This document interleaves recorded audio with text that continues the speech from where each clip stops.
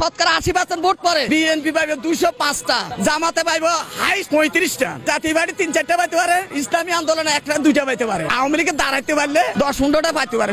খালেদা জিয়ার মতো নেতা বাংলাদেশে আর হবে বলে মনে হয় না। দুর্নীতি এরশাদের আমলে আছিল, হাসিনার আমলে একজনে 1000 কোটি টাকা মালিক কিভাবে হয় এটা নিজে কইছে আমার ক্ষমতা দরকার, আমার ক্ষমতাটা দরকার, তোমরা যা যা কিছু আর করা অসুবিধা নাই। একমাত্র খালেদা জিয়া যদি বলে বিগত সরকারের আমলে যে কাজগুলো হয়েছে এগুলা যদি বন্ধ করে যদি আসতে পারো, অবশ্যই খালেদা জিয়া তারেক জিয়া যদি উদ্যোগ লই যায় বাংলাদেশে সোজা হয়ে যাবে। প্রথম ধরবে শিক্ষাঙ্গন, দ্বিতীয় ধরবে পুলিশ প্রশাসন যদি সোজা করতে পারে আস্তে আস্তে সব সমস্যার সমাধান হবে বাংলাদেশে। চুরি হিকি গেলে একদিনে বন্ধ হয় না, দুর্নীতি বন্ধ হতে সময় লাগবে আস্তে আস্তে। খালেদা জিয়া একদিন বলছেন যে ট্রাফিক পুলিশের বলছেন 5 টাকা খাই না, এটা শরমের ব্যাপার। এখনো 5 টাকা না 5000 টাকা খায়, 100 টাকা খায়, মানুষের টাকা মোবাইলের টাকা দেখে পকেটের টাকা গনে, এগুলো বন্ধ হয়েছে। আপনি খালেদা জিয়াকে এত ভালোবাসেন কেন? আদর্শ অন্যান্য দলের নেতার আদর্শ এক না, খালেদা জিয়ার আদর্শ। হে ফালতু কথা বলবো না, উচ্ছৃঙ্খল কথা বলবো না, মানুষের ঘৃণা কথা বলবো না, মানুষের কুটক্তি করবে না, এটা একমাত্র খালেদা জিয়া ছাড়া আর কোন নেতাই নাই বাংলাদেশে।